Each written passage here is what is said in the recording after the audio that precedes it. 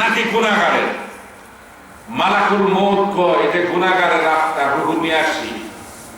তখন কোরআনের ভাষা ইসমাইল ফেরেশতা কয় লা তুফাত্তাহু লাহুম আবওয়াবুস সামা, এই নাফরমান বেঈমানের আত্মার জন্য আকাশের প্রত্যেকটি দরজা বন্ধ, খোলা হবে না, তুমি নিয়ে যাও।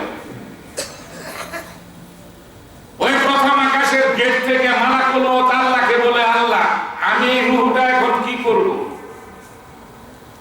আল্লাহ রাব্বুল আলামিন এর জবাব দেন, রে মালাকুল মউত, আমি আল্লাহ রাব্বুল আলামিন ঘোষণা করেছি ওয়ালা ইয়াদখুলুনাল জান্নাতা হাত্তা ইয়ালিজাল জামালু ফি সাম্মিল খিয়াম। এই নাফরমানের লাইগা জান্নাতের প্রত্যেকটি দরজা বন্ধ, খোলা হবে না। কি করবা? তখন আল্লাহ মালাকুল মউতরে কয়, জাহান্নামে হাবিয়া জাহান্নামে দুর্গন্ধযুক্ত সালার চোর, যে চোখের 1 ইঞ্চি সুতা পৃথিবীর অন্য জায়গায় কোথাও রাখলে ওই 1 ইঞ্চি সুতার দুর্গন্ধে পৃথিবীতে যত জীব জানোয়ার, জিন, মানুষ, প্রাণী আছে দুর্গন্ধে মরে পচে গলে যেত। এমন দুর্গন্ধযুক্ত সালার চোর করে রূহটার গায়ে পরিধান করায় তার মাটিতে যেখানে কবর দেওয়া হয়েছে তার এই দেহটা ওই কবরের ভিতর ঢুকাই দিয়ে আসে। আর জাহান্নামের সাথে তার কবরের সাথে একটা সুড়ঙ্গ পথ খুলে দাও।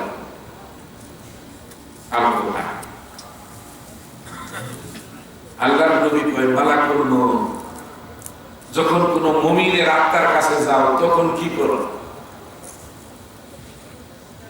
হযরত আজরাইল মালাকুল মউত কয়, ইয়া রাসূলুল্লাহ, আমি যখন মুমিন বান্দার কাছে যাই ওই মুমিন বান্দাটা সবচেয়ে তার সাথে যার ভালো সম্পর্ক, আপনি মনে করেন সবচেয়ে বেশি মহব্বত করতেন আমাদের মুসলিমদের ইমাম নেই, বা আপনার বাবাকে, আপনার বাবা দুনিয়াতে নাই, হয়তো আপনি মহব্বত করতেন আপনার নানাকে, সবচেয়ে বেশি মহব্বত করতেন।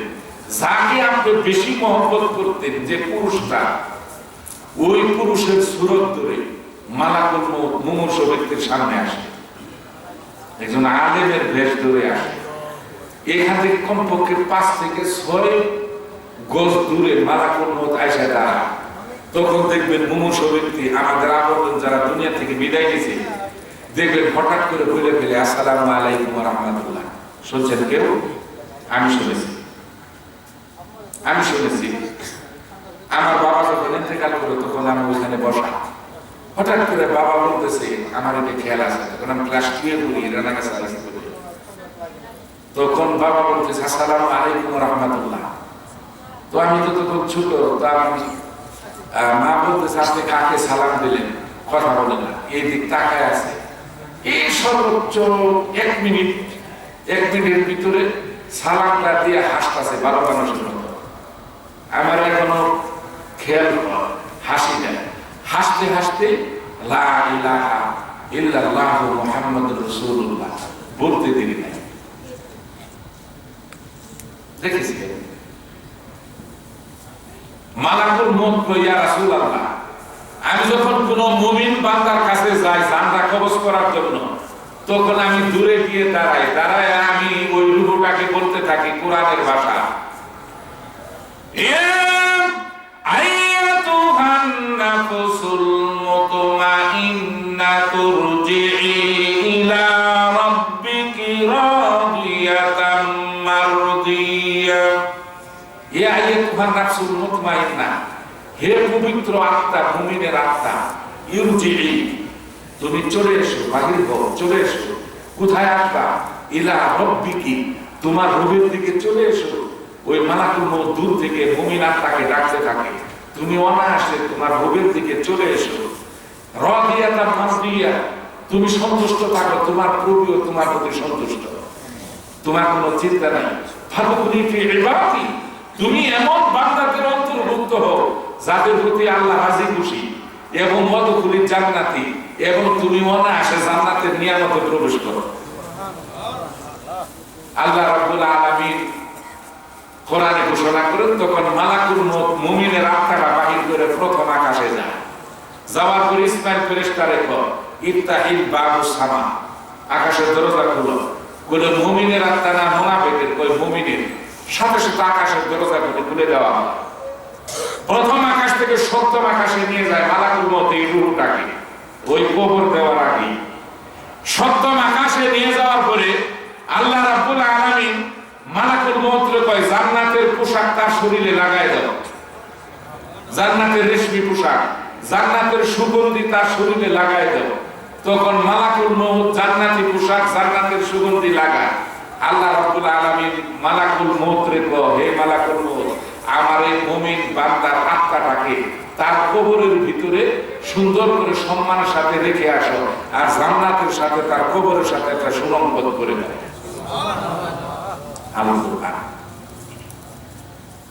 আল্লাহর নবী দুনিয়া থেকে বিদায় নিলেন। দুনিয়া থেকে বিদায় নেওয়ার পরে সবচেয়ে বেশি কেঁদেছিল সেই, ওই সময় কে মনে আছে? কে? মা ফাতেমা। আপনজনের ভিতরে মা ফাতেমা, আর সাহাবীদের ভিতরে হযরতে বেলাল রাদিয়াল্লাহু আনহু। এই দুইজনে সবচেয়ে বেশি কেঁদেছে। নবী ইন্তেকালের পূর্ব মুহূর্তে মা ফাতেমাকে ডেকে কই, মা কাছে বলে আমার তোর কানটা আমার মুখের সামনে লাগাই দে। নবীজি তো উঠতে পারে না। নবীজি মা ফাতেমার কানে কানে কই, মা রে তোর কান্না আমার সহ্য হয় না, তুই চিন্তা করিস না, আর কাঁদিস না। আমার ইন্তেকালের পরে আমার আপনজনের ভিতরে সবচেয়ে আগে দেখা হবে তোর সাথে আমার। তুই 6 মাস অপেক্ষা কর। মা ফাতেমা এখন নিশ্চিত যে 6 মাস পরে আমার ইন্তেকাল হবে। নবীর এই কথায় মা ফাতেমার কান্না বন্ধ হয়ে গেল। 6 মাস যখন অতিক্রম করবে যেই দিন, মা ফাতেমা এর আগের দিন স্বামী আলীকে বললো, স্বামীকে একটা কথা বলি করে। কি বলে? জীবনে আপনাকে অনেক কষ্ট দিয়েছি বা যা কিছু অপরাধ করেছে আমাকে আল্লাহ হস্তে মাফ করে দেবে। আলী কই, তুমি এরকম করতেছো কেন? কি হয়েছে তোমার? কয় না, আপনি আমার মাফ করে দেবে। বলে যা, তোমার মাফ করে দেবে না। যেদিন মৃত্যু হবে সেই আগের রাত্রে নবীজি কে স্বপ্নে দেখেছেন? মা ফাতেমা।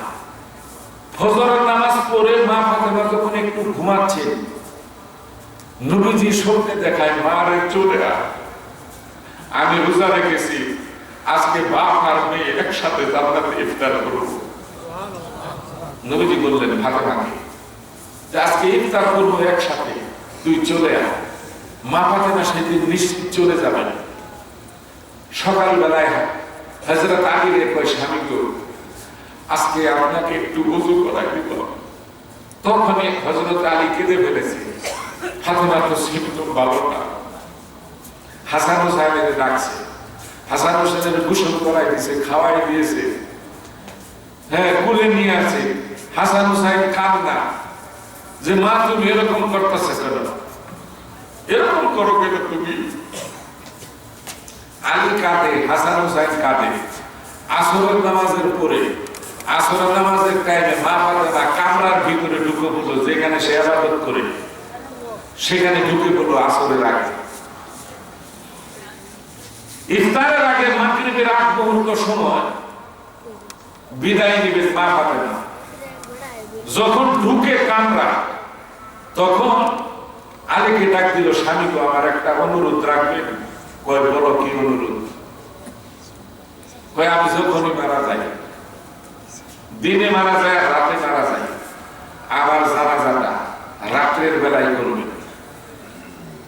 কেন? কয়, আমি তো সারা জীবন পর্দায় ছিলাম, আমাকে মানুষ দেখে নাই। আমাকে যদি দিনে জানাজা করে আলোড়ন সৃষ্টি হয়ে যাবে।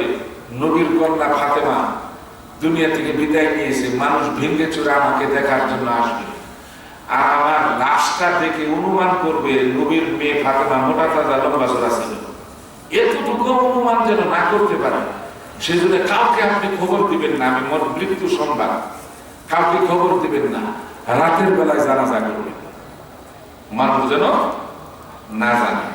আর আমরা সারা দুনিয়ার মানুষ খবর দিয়ে মহিলার জানাজা করি। মহিলাদের পার্থক্য কতটুকু?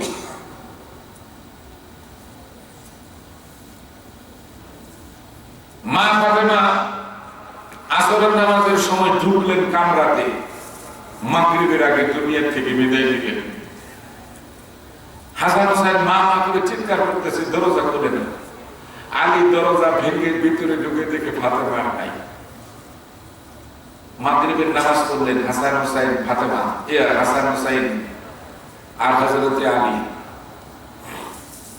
এখন লাশের খাট ধরতে কয়জন লোক লাগে? 4 জন না? হেরা হলো বাপ বেটা মিলে 3 জন, আর একটা লোকের প্রয়োজন না? কিন্তু ফাতেমাকে বলে গেছে কাউকে বলবেন না।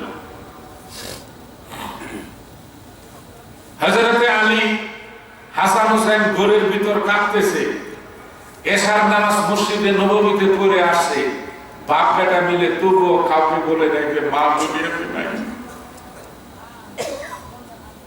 ফাতেমা চিন্তা করতেছে কাকে বলবো খাটের আরেকটা কোণা ধরার জন্য।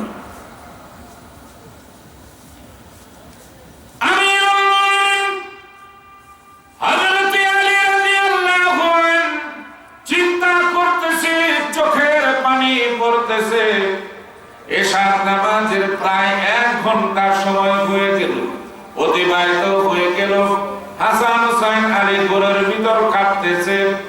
এই মুহূর্তে আল্লাহর নবীর সাহাবী হযরতে আবু যর গিফারী রাদিয়াল্লাহু আনহু এবার মা ফাতেমার ঘরের দরজার সামনে এসে নক করেছে। নক করার পরে হযরতে আলী খুলে দিয়েছে দরজা। কি মুহূর্তে আসলো হযরতে আলী দরজা খুলে দেওয়ার পরে তাকায় দেখে হযরতে আবু যর গিফারী দরজার সামনে। আবু যর গিফারী চোখের পানি ছেড়ে দিয়ে কয়, আলী কেন তুমি বললে না ফাতেমা দুনিয়াতে নাই? কেন বললে? আলী কই তুমি জানলা কেন? আমি তো কাউকে বলি নাই। তুমি কেমন করে জানলা ফাতেমা নাই? আবু যর কি বলেন, ও আমিরুল মুমিনিন, মসজিদে নববীতে আমি এশার নামাজ আদায় করে বাড়িতে গিয়ে আমি হালকা খানা খেয়ে আমি যখন বিছানায় শুয়ে পড়লাম, তন্দ্রার বাপ আমার এসে গেল। তন্দ্রার বাপ যখন এসে গেল, আমি দেখি ঘুমের ঘরে বিশ্বনবী আমার ঘরে এসে উপস্থিত।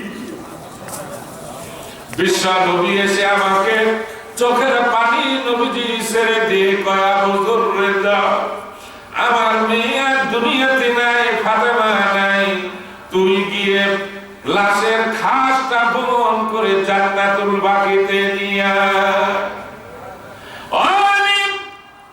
নবীজির কথা শোনার পরে আমি আর দেরি না করে তোমার ঘরের ভেতরে চলে আসি, তোমার সন্তানের জন্য চলে আসি। ফাতেমা কি দুনিয়াতে নাই? কয় না।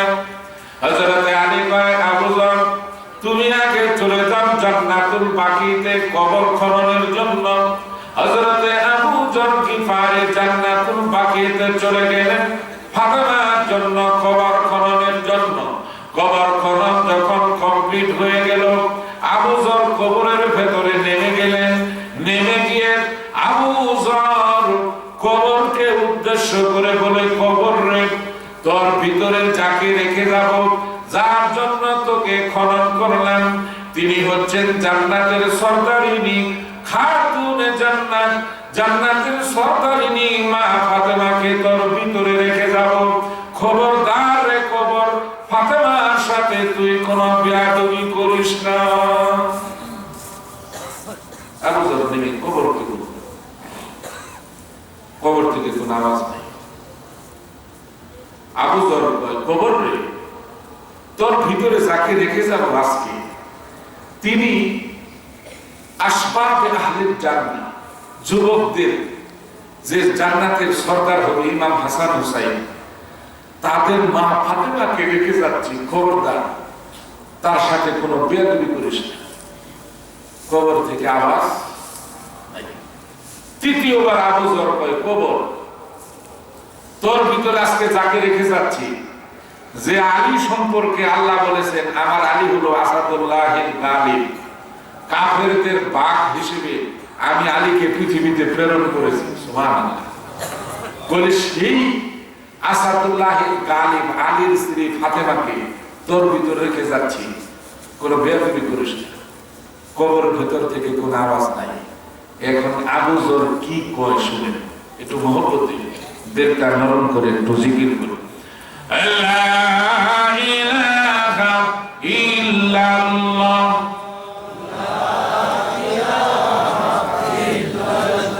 আরো জোরে।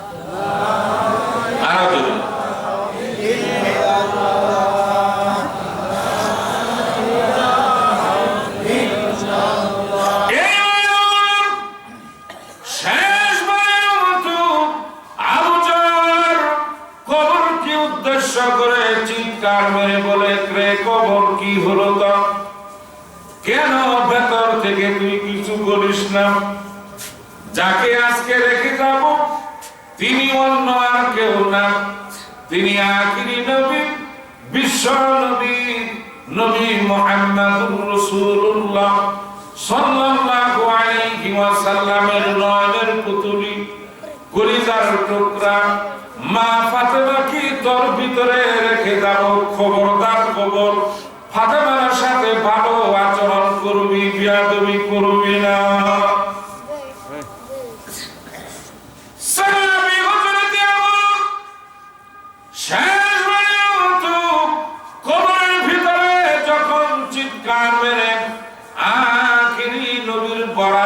কথাটা বললেন, কবরের ভেতর থেকে মানুষের মতন করে আওয়াজ আসলো। এবার কবর বলতেছে, আবু যর আমার ভেতরে সে চিৎকার করে কথা বলবি না, আমি ভয় পাই না, আমি খাতুনে জান্নাত, জান্নাতের সরদারিনী মা ফাতেমাকে আমি চিনি না, আমি আসবাবে আহলিল জান্নাত হাসান হুসাইনের মা ফাতেমাকে আমি চিনি না, আমি আসাদুল্লাহিল গালিব আলীর স্ত্রী ফাতেমাকে আমি চিনি না।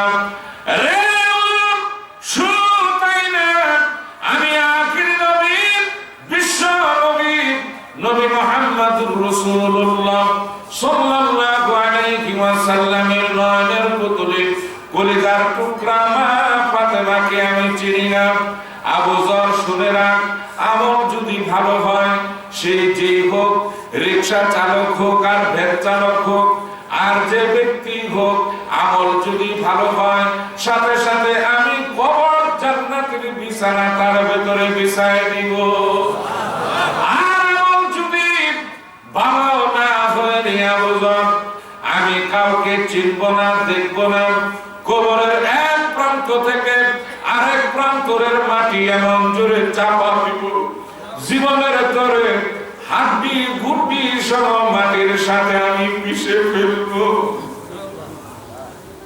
হযরত আবু বকর এই কথা শুনে ভয় একটা চিৎকার করে কবর থেকে লাফ দিয়ে উঠে গেলেন।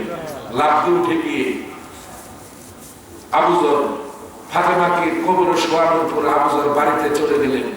এই ভয়ে রাতের বেলা আবু যরের জ্বর এসে গেল। দ্বিতীয় দিন প্রচন্ড জ্বর আবু যরের, খালি এই চিন্তা কবরের কথা। তৃতীয় দিন প্রচন্ড জ্বরে আক্রান্ত হয়ে কবরের এই কথা শুনে আবু যর দুনিয়া থেকে বিদায় নিলেন। এইভাবে কবর গুরুস্থান।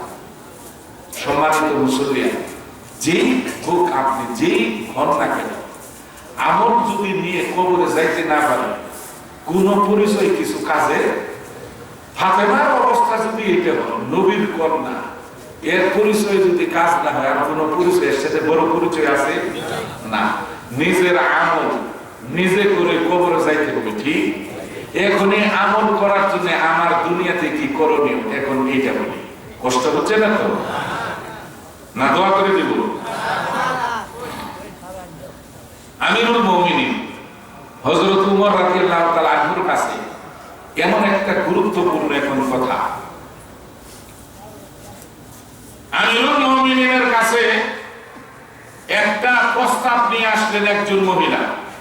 এই ওয়াজটা যদি আপনি ফলো করেন আর এই ওয়াজের উপরে যদি আপনি আমল করেন, আমি কসম করে হলফ করে বলতে পারি, কিয়ামতের মাঠে আল্লাহর দরবারে আপনার জবাবদিহি করতে হবে না। আপনি এই সন্তানের জন্য কোথাও আপনি আটকা পড়বেন না, এই ওয়াজটা যদি আপনি মনে রাখেন।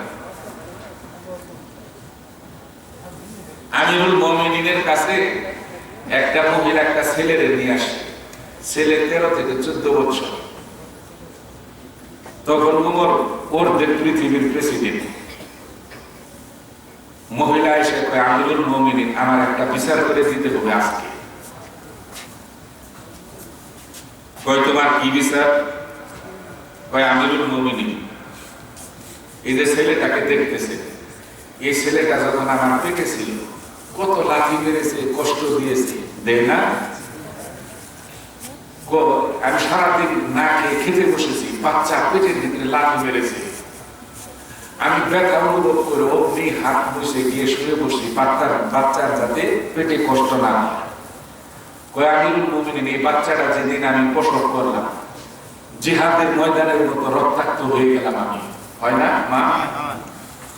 কয়, আমিরুল মুমিনিন, এই যে 10 মাস 10 দিনের কষ্ট, এক একটি প্রসব ব্যথার চিৎকার এক একটা জাহান্নামের শাস্তির সমান।